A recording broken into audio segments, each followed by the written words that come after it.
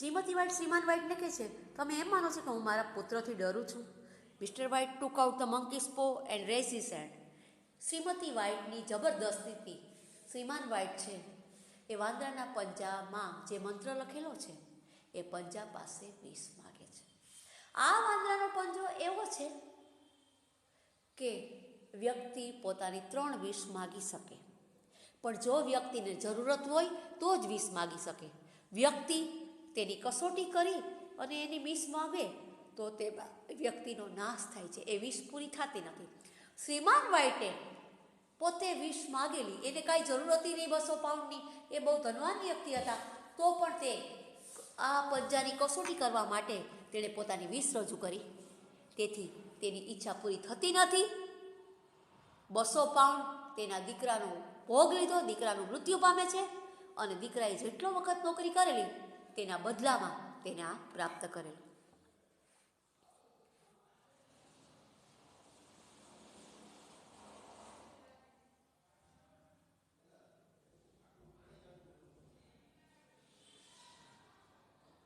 Shrimati white કે કોઈ પણ સંજોગે આઈ વિશ માય સન્સ અલાઇવ અગેન.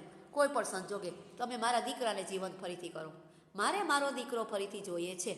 કોઈ પણ સંજોગે તમે મારા દીકરાને પાછા લઈ આવો. The paw fell on the floor and after few moments a knock was heard at the floor. શ્રીમાન વ્હાઇટે વિષ માગી. વાંદરાના પંજામાં જે મંત્ર લખેલો હતો પોતાની પત્નીના કહેવાથી વિષ માગે છે કે મારો પુત્ર જે મૃત્યુ પામેલો છે એ મારો પુત્ર ફરીથી અલાઈવ જીવંત થઈ જાય, ફરીથી પાછો જીવિત થઈ જાય. મને મારો પુત્ર પાછો જીવતો જોઈએ એવી વિષ માગે છે પંજા પાસે. આ વિષ માગતા જ આ પંજો છે એ શ્રીમાન વ્હાઇટના હાથમાંથી નીચે પડી જાય છે. After few moment a knock was heard the floor. શ્રીમાન વ્હાઇટના હાથમાં જે પંજો રાખેલો હતો એ પંજો એના હાથમાંથી નીચે પડી જાય. પંજો પોતાની જાતે એના હાથમાંથી નીચે પડી જાય છે અને એ સમયે બરાબર શ્રીમાન વ્હાઇટના ઘરનું બારણું કોકે ખખડાવ્યું.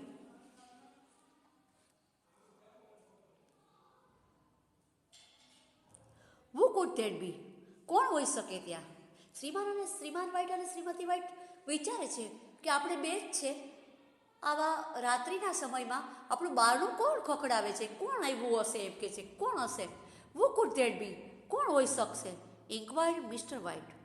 શ્રીમાન વ્હાઇટ પૂછતાછ કરે છે, તપાસ કરે છે. That must be my son. ત્યાં મારો દીકરો હોવો જોઈએ, કદાચ મારો દીકરો પાછો આવ્યો હોવો જોઈએ.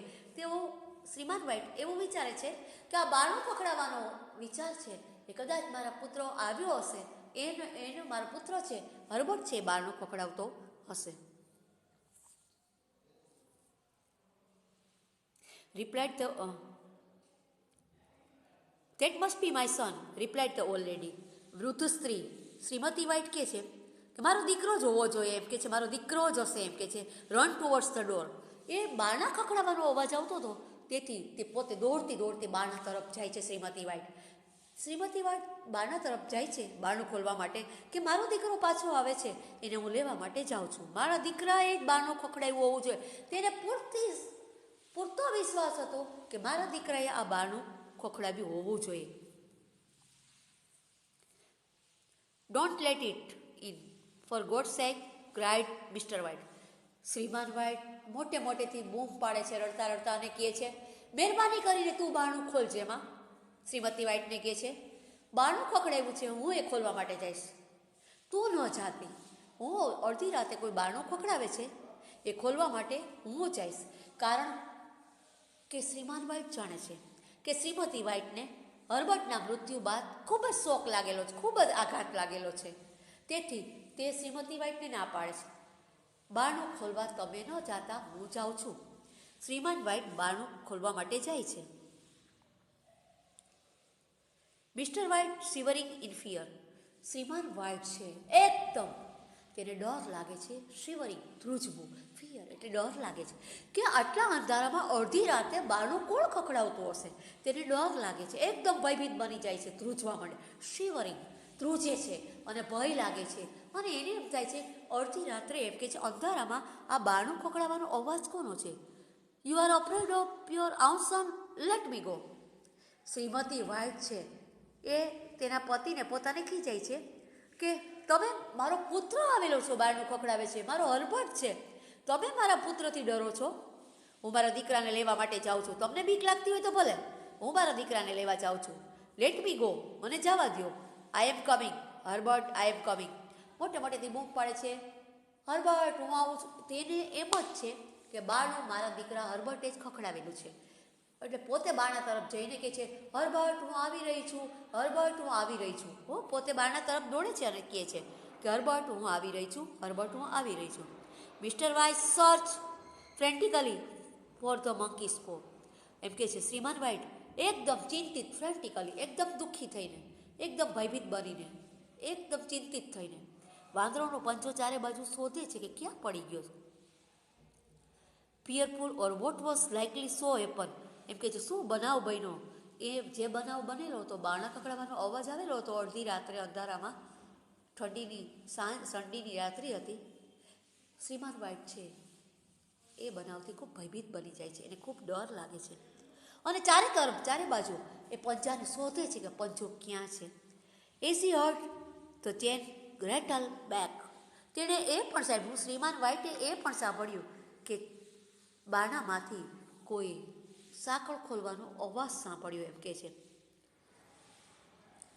ચેઇન, સાંકળ, રેટલ એટલે કે જે બારણાનો નકુચો હોય એમાંથી સાંકળ ખોલવાનો અવાજ કોઈએ કર્યો એવું સાંભળ્યું. ધ બોટમ બોલ ડાઉન સ્લોલી એન્ડ સ્ટીફી. એમ કે સ્ટીફી એમ કે શું કહે છે, અને બારણામાંથી ખોલી અને ધીમેકથી એ મૂક્યો એવો બારણામાંથી બારણુંનો નકુચો ખોલવાનો અવાજ સાંભળ્યો. તેણે શ્રીમાન વ્હાઇટે આ અવાજ સાંભળ્યો. He found the paw and made his the third and last wish. તે ચારે બાજુ જોવા માંડ્યા કે પંજો ક્યાં ગયો, ચારે બાજુ શોધે છે અને ઈચ્છે છે કે મારે મારી ત્રીજી ઈચ્છા પૂરી કરવી છે. પહેલી ઈચ્છા તેણે 200 પાઉન્ડની ઈચ્છા તે માગી. બીજી વિશ તે પોતે પોતાના પુત્ર માટે માગી. દરેક સમયે ભયંકર પરિસ્થિતિ સર્જાય છે, એકેય વિશ તેની પૂરી થતી નથી. પંજા ધાર્મિક પંજો છે, ધાર્મિક તાવીજ છે. આ ધાર્મિક વસ્તુ સાથે ક્યારેય ચેડા ન કરાય, એની મસ્તી ન કરાય, એની મસ્કરી ન કરાય. શ્રીમાન વ્હાઇટની એક પણ વિશ પૂરી થતી નથી. The sound of knocking stop at once. જે બારણા ખખડાવવાનો અવાજ હતો એકાએક બંધ થયો.